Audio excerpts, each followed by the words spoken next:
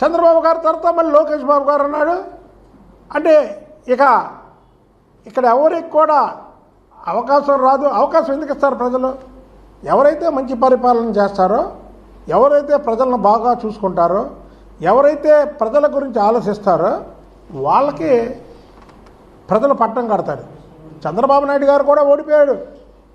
ఓడిపోయిన వ్యక్తి మళ్ళీ ముఖ్యమంత్రి అయ్యాడు. మళ్ళీ ఓడిపోయాడు. మళ్ళీ ముఖ్యమంత్రి అయ్యాడు. పడి లేచింది కెరటం. ప్రజలు ఓడిన ప్రతి ఒక్కసారి కూడా రే చంద్రబాబు నాయుడు గారిని ఎందుకు ఓడించామా అనుకుంటారు. అలా అనుకుంటున్నాడు జగన్మోహన్ రెడ్డి. ఏమని చంద్రబాబు నాయుడు గారు కూడా ఓడిపోయాడు, గెలిచాడు కదా, మైనమ్మ ఓడిపోయావు మనం గెలుస్తామని. ఎలా గెలుస్తారు? చంద్రబాబు నాయుడు గారిది శాంతి భద్రతల ప్రభుత్వం, మీలాగా రాక్షస ప్రభుత్వం కాదు, మీలాగా అరాచకాల ప్రభుత్వం కాదు. ఇవాళంటే ఆయన అరాచకాలు జరుగుతున్నాయంట. ఈ రాష్ట్రంలో ఎక్కడ అరాచకాలు జరుగుతున్నాయో చర్చకు వస్తారా మీరు? జగన్మోహన్ రెడ్డి గారు, జగన్మోహన్ రెడ్డి చర్చకు రండి మీరు. ఈ రాష్ట్రంలో ఎక్కడ అరాచకాలు జరుగుతున్నాయి? మీ ప్రభుత్వంలో 2019 నుంచి 2024 వరకు జరిగిన అరాచకాల, లేదా 2024 నుంచి 2026 వరకు జరిగినటువంటి అరాచకాల చెప్పండి. అంటే మీరు రెక్కల్ స్కామ్ చేస్తే లోపడేయకూడదు, లోపడేస్తే అరాచకం. మీరు స్కాములు చేస్తే లోపడేయకూడదు, వేస్తే అరాచకం. స్కాములు మీరు రాజ్యాంగ విరుద్ధంగా మాట్లాడచ్చు, మాట్లాడే వాళ్ళ మీద ఏదైనా కేసు పెడితే అరాచకం. నేను వచ్చేటప్పుడు జగన్మోహన్ రెడ్డి ఏం మాట్లాడాడో చూస్తే అందులో నా తండ్రి చంద్రబాబు గారు సమకాలికులు, వాళ్ళ బిడ్డకు ఉన్నటువంటి వయసు నాకు ఉంది, వాళ్ళ బిడ్డ లాంటి వాడిని, నా మీద అబద్ధం. ఇప్పుడు కరెక్ట్గా లైన్లోకి వచ్చారు జగన్మోహన్ రెడ్డి. మీ తండ్రి వైఎస్ రాజశేఖర రెడ్డి గారు, చంద్రబాబు నాయుడు గారు సమకాలికులు. 78లో ఒకసారి ఎమ్మెల్యేలుగా ఎన్నికయ్యారు. ఇద్దరు కూడా పరస్పరం రాజకీయాల్లో ఉన్నారు. ఒకరు ముఖ్యమంత్రి అయిన తర్వాత మరొకరు అయ్యారు. బాగా ఏ రోజు కూడా వైఎస్ రాజశేఖర రెడ్డి గారు ఇంట్లో వాళ్ళని దూషించలేదే. అసెంబ్లీలో నిండు సభలో నువ్వు ఉండగా కొడాలి లారీ, వల్లభనేని వంశీ, దూరంపూడి చంద్రశేఖర్ రెడ్డి, ఇంకా అంబటి రాంబాబు ఇలాంటి వ్యక్తులందరూ కూడా చంద్రబాబు నాయుడు గారి కుటుంబాన్ని లోపల మాట్లాడుతుంటే నువ్వేం చేసావు?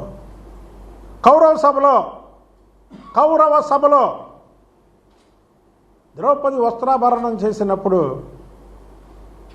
నవ్వుతున్నట్టు నవ్వుకున్నాం. అసలు ఈ రాష్ట్రంలో తెలుగుదేశం ప్రభుత్వం ఎప్పుడైతే ఏర్పడిందో తెలుసా మీకు?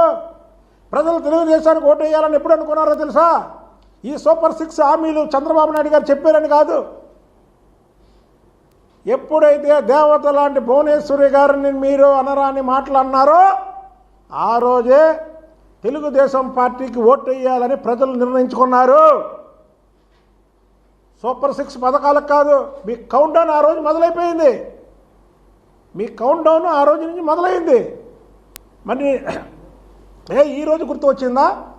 ఆ రోజు లేచి అరే భువనేశ్వరి గారు నా తల్లి లాంటిది, నా తల్లి విజయమ్మకి ఆమెకి తేడా లేదు, మీరేంటి ఆమె గురించి చెప్తున్నారు అసెంబ్లీలో అని మాట్లాడుంటే ఈరోజు నువ్వు వైఎస్ రాజశేఖర రెడ్డి, చంద్రబాబు నాయుడు గారు సమకాలికులు, వాళ్ళ బిడ్డ లాంటి వాడిని అని అనొచ్చు.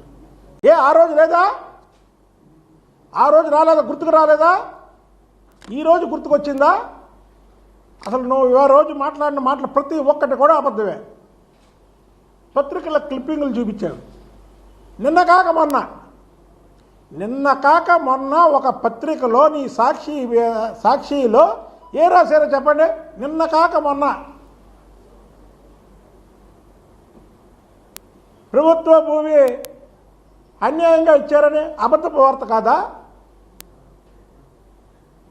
ఇందులో అబద్ధపు వార్తలు రాశారా?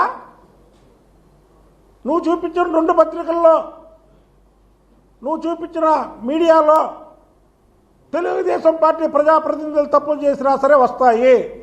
ఛాలెంజ్ చేస్తున్నా. చర్చకు వస్తారా? నేను చూపిస్తా. తెలుగుదేశం పార్టీ నాయకులు కానీ, మంత్రులు కానీ, ఎమ్మెల్యేలు కానీ, ఎంపీలు కానీ వాళ్ళు తప్పు చేస్తే